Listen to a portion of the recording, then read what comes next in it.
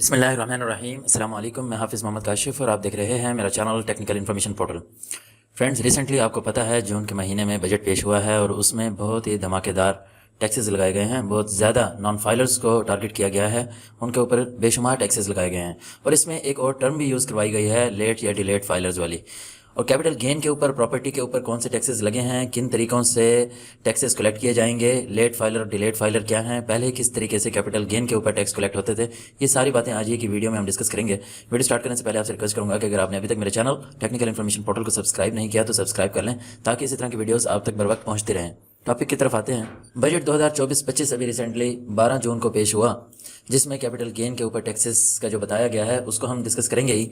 लेकिन इससे पहले हमने ये देखना है कि पहले किस तरह से कलेक्ट हुआ था या होता रहा है या 30 जून तक होता रहेगा, क्योंकि न्यू बजट जो है 1 जुलाई 2024 से इंप्लीमेंट होगा। उससे पहले 30 जून तक वही बजट एप्लीकेबल होगा जो पिछले साल पेश हुआ था। तो हमें ये भी जानना ज़रूरी है 30 जून तक किस तरीके से हम पर टैक्स कलेक्ट होगा और आगे हमसे किस तरीके से लिया जाएगा।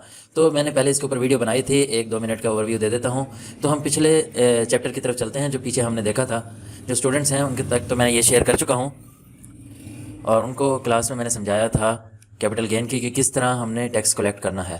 पहले 3 तरह की कैटेगरीज़ में डिवाइड किया गया था टैक्स ईयर 2023 में, कि देखा जाता था प्रॉपर्टीज़ में कि ओपन प्लाट है, कंस्ट्रक्टेड प्लाट है या फ्लैट है, इनके ऊपर डिफरेंट तरीके से टैक्स एप्लीकेबल होते थे। एक कैटेगरी तो ये थी कि प्लाट है, कंस्ट्रक्टेड प्लाट है या फ्लैट है, ये देखना है। और दूसरी कैटेगरी ये थी कि होल्डिंग पीरियड देखना है, आपने लेने के बाद कितने अरसे के बाद सेल किया। तो फिर हमने उसके ऊपर रेट एप्लीकेबल करना था, रेट इंप्लीमेंट करना था। और कौन सा रेट इंप्लीमेंट करना था यहाँ से देख लेते हैं। पहले ये देख लेते हैं कि किसके ऊपर ये रेट लगना था। कैपिटल गेन के ऊपर लगना था, यानी कि जो प्रॉपर्टी आपने ली है वो आपकी कॉस्ट वैल्यू कहलाएगी। जब आप उसको सेल करेंगे, कौन सी प्रॉपर्टी आपने सेल की, वो ओपन प्लाट थी, कंस्ट्रक्टेड प्लाट थी या फ्लैट थी, और कितने अरसे के बाद सेल की, ये देखना है। और फिर इसके ऊपर हमने रेट अप्लाई कर देना है। फॉर एग्जाम्पल, आपने 1 लाख की प्रॉपर्टी ली है, 2 साल रखने के बाद आपने उसको सेल कर दिया है 1.5 लाख के ऊपर, 50 लाख आपका कैपिटल गेन आया है। अब मैं ये अज्यूम करता हूँ आपका ओपन प्लाट था, 2 साल के बाद आपने उसको सेल कर दिया। होल्डिंग पीरियड अब हुआ exceed 1 year but does not exceed 2 year. हमारा 2 साल के बाद किया है तो exceed 2 year but does not exceed 3 year, तो हमारी इस कैटेगरी में आएगी होल्डिंग पीरियड के हिसाब से। अब क्योंकि ओपन प्लाट हमने सेल किया तो इधर आएगी। अब कैपिटल गेन के ऊपर ये वाला रेट अप्लाई होगा 10%। अगर कंस्ट्रक्टेड प्लाट होता तो ये वाला 7.5% अप्लीकेबल होता। अगर फ्लैट होता तो फिर इसके ऊपर कैपिटल गेन के ऊपर 0 टैक्स होता। यानी कि मैक्सिमम अगर इसके ऊपर टैक्स लगता भी था तो 6 ईयर तक लगता था। आफ्टर 6 ईयर जो है इन तीनों कैटेगरीज के ऊपर कोई टैक्स नहीं है। फ्लैट का 2 सालों के बाद कोई टैक्स नहीं है, और जो है कंस्ट्रक्टेड प्लाट है उसका 4 सालों के बाद कोई टैक्स नहीं था, और इसी तरह ओपन प्लाट का 6 सालों के बाद कोई टैक्स नहीं था। तो इसी तरह ये हम कैलकुलेट करते थे कैपिटल गेन के ऊपर टैक्स। ये तो था पुराना तरीका। अब इन्होंने क्या किया है, अब इन्होंने चेंज कर दिया है। अब वाला भी हम देख लेते हैं। हम बॉटम पर आएंगे, बजट 2024-25 में ओल्ड आपको पता चल गया कि होल्डिंग पीरियड 1 से 6 साल तक है, प्लाट है, फ्लैट है या कंस्ट्रक्टेड प्रॉपर्टी है, इस बेस के ऊपर ये टैक्सेबल होता था। अगर 6 साल से ज़्यादा अरसा है तो फिर नो टैक्स होता था तीनों कैटेगरीज में। अच्छा, अब न्यू में क्या है। न्यू में हम देखेंगे कि न्यू में जो कैपिटल गेन हमने पे करना है वो फाइलर ने 15% पे करना है, नॉन फाइलर ने इससे ज़्यादा पे करना है। अब जो नॉन फाइलर होता है वो तो फाइलर होगा तो ये capital gain tax return file करते हुए पे करेगा। इस वजह से नॉन फाइलर को भी काबू करने की वजह से उन्होंने एडवांस टैक्स या विद होल्डिंग टैक्स इन्होंने इंट्रोड्यूस करवाया। यानी कि बहुत पहले से ही था, लेकिन एडवांस टैक्स मैं आपको बता रहा हूँ ये क्यों लिया जाता है, ताकि लोग फाइलर हो जाएं। तो जब फाइलर होगा तो तभी ये पे करेगा, जब फाइलर नहीं होगा तो ये पे कैसे करेगा। इसीलिए जब प्रॉपर्टी सेल करते हैं तो उस वक्त टैक्स काट लिया जाता है। जो फाइलर होता है उसका कम टैक्स कटता है, जो नॉन फाइलर होता है उसका टैक्स ज़्यादा कट जाता है। जो फाइलर होता है उसका टैक्स जो कटता है वो अपना एडजस्ट करवा लेता है जब टैक्स रिटर्न फाइल करता है। जो नॉन फाइलर होता है उसका ऑलरेडी इतना ज़्यादा काट देते हैं तो मजबूर हो जाता है अपने आप को टैक्स रिटर्न फाइल करवाने के लिए, या फाइलर अपने आप को करवाने के लिए मजबूर हो जाता है ताकि उसका टैक्स कम कटे, और जो टैक्स कट जाता है वो अपना अगर ज़्यादा कटा है तो वो एडजस्ट करवा ले या रिफंड करवा ले। अब इस वजह से हमने विद होल्डिंग टैक्स देखा कि अगर प्रॉपर्टी परचेज कर रहे हैं तो सेक्शन 236 के तहत, यानी कि प्रॉपर्टी परचेज करने लगे हैं इस सेक्शन के तहत आपकी विद होल्डिंग हो जाती है, फाइलर की भी नॉन फाइलर की भी। फाइलर की इसलिए हो जाती है कि वो टैक्स रिटर्न फाइल करना ना छोड़ दे, नॉन फाइलर की इसलिए ज़्यादा होती है कि वो अपने आप को फाइलर करवाए। ये भी एक गेन टैक्स ही कहलाता है। ये एडवांस टैक्स है, एक्चुअली एडजस्टेबल टैक्स है ये, और प्रॉपर्टी परचेज करते हुए 236 के तहत काटा जाता है। यानी कि ओल्ड की हम बात करें तो अगर आप फाइलर थे तो 3% ये कट जाता था, अगर आप नॉन फाइलर थे तो फिर आपको 10.5% ये कट जाता था। तो 10.5% इसलिए कट जाता था ताकि आप इसके खौफ से पैसे बचाने के लिए अपने आप को फाइलर करें। जब फाइलर करते हैं जो आपका 3% ये कट जाता है, वो भी कैपिटल गेन की जब आप टैक्स कैलकुलेशन करते हैं वहाँ पे एडजस्ट हो जाता है। आपका जितना बनता है वो माइनस हो जाता है, उससे ऊपर अगर बन रहा है वो रिफंड हो जाता है या आपका एडजस्ट हो जाता है।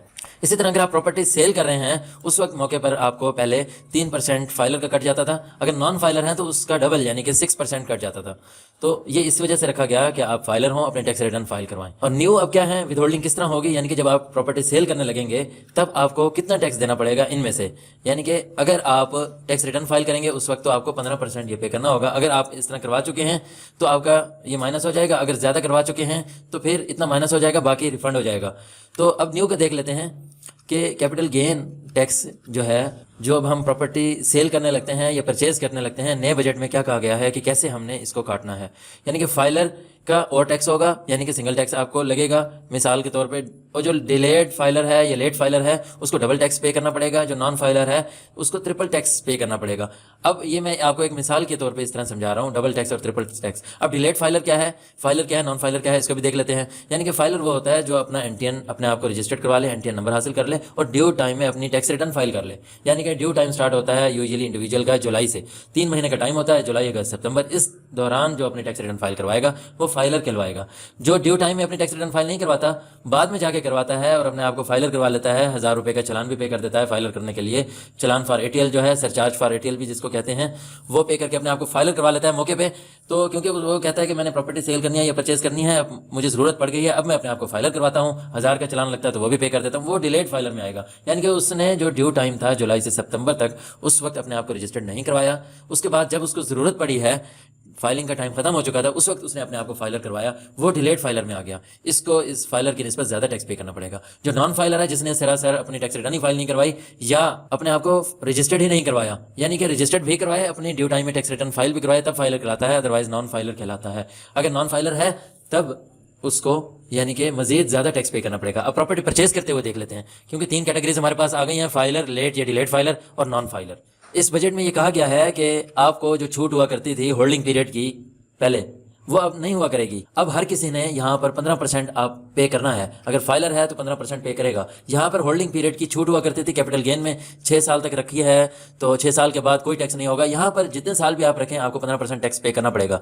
ये बात बहुत इंपॉर्टेंट है, आपने यहाँ पर याद रखनी है। और उसके साथ साथ आप अगर फाइलर हैं तो आप प्रॉपर्टी परचेज कर रहे हैं, प्रॉपर्टी का जो रेट है वो 50 मिलियन तक है, अप टू 50 मिलियन, तब आपको 3% पे करना होगा फाइलर को।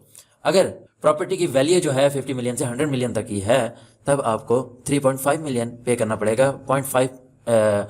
3.5% आपको पे करना होगा, यानी कि 0.5% बढ़ा दिया। अगर प्रॉपर्टी की वैल्यू 100 मिलियन से भी बढ़ जाती है, जितनी मर्जी जाए, 0.5% मजीद बढ़ जाएगा, उसको 4% उसकी वैल्यू का टैक्स विदहेल्ड करवाना पड़ेगा। फाइलर का अगर 50 मिलियन तक की प्रॉपर्टी है 3%, 50 मिलियन से 100 मिलियन तक की है 3.5%, 100 मिलियन से बढ़ती है तो 4% है। लेट या डिलेट फाइलर है, यानी कि अचानक वो फाइलर होकर प्रॉपर्टी सेल परचेज करने लग गया है, तब उसको इसका डबल पे करना पड़ रहा है। यानी कि 3% था तो ये 6% इसको पे करना पड़ेगा। अगर प्रॉपर्टी की वैल्यू 50 मिलियन तक है, 50 मिलियन से 100 मिलियन तक जाती है तो 7%, 100 मिलियन से बढ़ती है तो 8% इसको पे करना पड़ेगा। नॉन फाइलर है उसको 3 गुना ये पे करना पड़ेगा, मतलब कि 6% इसका था तो इसका 12% हो गया। अगर 50 मिलियन तक प्रॉपर्टी है 12% विदहेल्ड करवाना पड़ेगा, एडवांस टैक्स देना पड़ेगा। और अगर 50 से 100 मिलियन तक है 16% देना पड़ेगा, 100 मिलियन से बढ़ती है 20% तक टैक्स कटवाना पड़ेगा नॉन फाइलर को। अगर फाइलर बन जाता है तब तो है 15%, अगर फाइलर नहीं बनता तब इसको 20% तक ये टैक्स चला जाएगा। यानी कि एडवांस में इतना टैक्स कटवा दिया, फाइलर तो बना नहीं है तो टैक्स ज़्यादा पड़ गया। तो अगर फाइलर ये बन जाता अगर, तो इसको 4% देना पड़ जाता। अगर ये अचानक ही यानी कि फ़ौरन ही फाइलर बन जाता लेट, फिर 8% देना पड़ता, यहाँ पर एकदम 20 हो गया। इसी तरह अगर प्रॉपर्टी परचेज करते सेल करने लगते हैं, जिसको सेक्शन 236C डील करता है, फाइलर के लिए 50 मिलियन तक की प्रॉपर्टी अगर सेल करेगा 3% होगा, 50 से 100 मिलियन तक की प्रॉपर्टी होगी 4%, इसी तरह 100 मिलियन से बढ़ेगी 5% होगी। इस तरह लेट या डिलेट फाइलर को 6, 7, 8% देना पड़ेगा। ये वैल्यू के हिसाब से होगा प्रॉपर्टी की जिस तरह वैल्यू होगी वही रेट एप्लीकेबल होगा। नॉन फाइलर को 10, 10, 10 यहाँ पर, यानी कि उसको अगर 50 मिलियन से बढ़ती है तब भी और 100 मिलियन से बढ़ती है तब भी, जितने भी होगी 10% उसको टैक्स विदहेल्ड करवाना पड़ेगा। तो ये है कैपिटल गेन के जो आए हैं न्यू रेट बजट 2024-25 में, ये हैं। इसके साथ FAD भी 5% बढ़ाई है। यहाँ पे मैं आपको बता दूँ, FAD ऑन इमूवेबल प्रॉपर्टी को भी 5% इम्पोज किया है इन्होंने न्यू प्लॉट्स के ऊपर। रेजिडेंशियल एंड कमर्शियल प्लॉट हो जो बजट में बताया गया है। तो ये है आज का यानी कि अपडेट बजट 2024-25 में किस तरह कैपिटल गेन के ऊपर रेट एप्लीकेबल होंगे, और इसके साथ साथ जो विदहोल्डिंग होगी वो कैसे होगी। विदहोल्डिंग क्यों होती है? इसलिए होती है कि आप फाइलर बन जाएं, फाइलर बनाने के लिए ये होती है, और नॉन फाइलर की इसलिए होती है कि वो रजिस्टर्ड भी हो, टैक्स रिटर्न भी फाइल करे। फाइलर की इसलिए होती है कि वो अपनी टैक्स रिटर्न लाजमी फाइल करे, ये ना कहे कि मैं रजिस्टर्ड हूँ आप टैक्स रिटर्न फाइल नहीं करता, इसलिए कुछ पैसे काट लिए जाते हैं। वो फिर यहाँ पर जो टैक्स रिटर्न फाइल करता है, कैपिटल गेन अपना कैलकुलेट करता है, उस वक्त एप्लीकेबल होते हैं। पहले क्या हुआ करता था, 6 सालों के बाद टैक्स नहीं एप्लीकेबल होता था कैपिटल गेन के ऊपर, लेकिन अब वो ख़त्म करके हर किसी को टैक्स लगेगा 15% तक। ये चेंजिंग आई हैं, और यहाँ पर डिलेड फाइलर की भी टर्म को इंट्रोड्यूस कराया गया है। उम्मीद करता हूँ आपको वीडियो पसंद आई होगी। अगर पसंद आया तो मेरे चैनल टेक्निकल इन्फॉर्मेशन पोर्टल को सब्सक्राइब जरूर कीजिएगा। इसी के साथ ही हाफिज़ मोहम्मद काशिफ को इजाज़त दीजिएगा। नेक्स्ट वीडियो तक के लिए अल्लाह हाफिज़। Be aware with technical information portal. Like, share Technical Information Portal for more updates. Contact on WhatsApp number 034177637776 for paid service only. Subscribe. Subscribe.